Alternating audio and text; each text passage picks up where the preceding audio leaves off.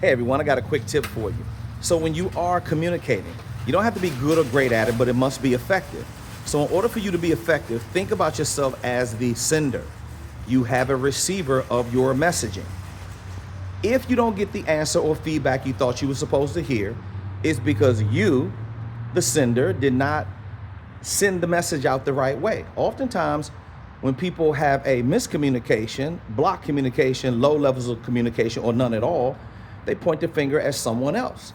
So if you're not getting the feedback that you expect, it's because you need to check the message. So always think about your audience. Who are you sending the message to? So this will be a good time to incorporate learning about the art and science behind delivering a message. Very simply put, it is making a point, opening up the point, making an example of your point, bringing closure to your point, and then transitioning and pivoting into the next point. Now, when you're making a point, don't start off talking about basketball and end up talking about football, because you're going to lose people.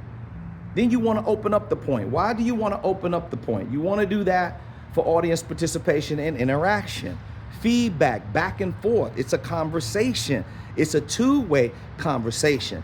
So therefore, you need to be interactive and engaging. Just speak to people from a perspective, not like you're an expert or asshole, but speak to people from a perspective where you are a resource. They are resources. You share resources. Now, then you want to make a point, open up the point, then you want to make an example of the point.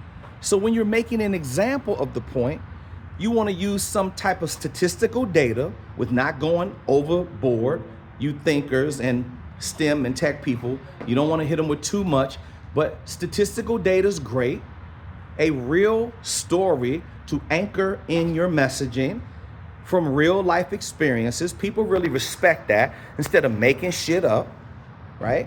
And then you want to be able to use some type of humor when appropriate, but don't be sarcastic and don't be offensive.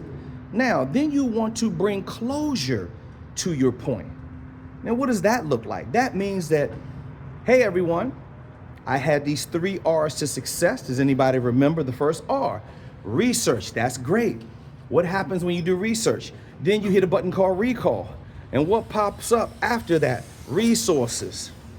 So then you just kind of do a recap of what you said and then let them know you're going into something else, which is the final step, is transition and pivot right into your next point.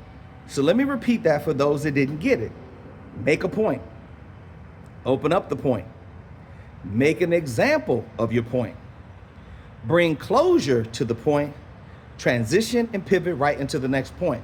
Remember, as a sender of a message, the receiver is looking for clear, articulate, precise communication. Business modes of communication should be articulated with clarity and conciseness. Keep it short and sweet, and make sure you're speaking to people very, very clear, and they will be able to get your message and your point every single time.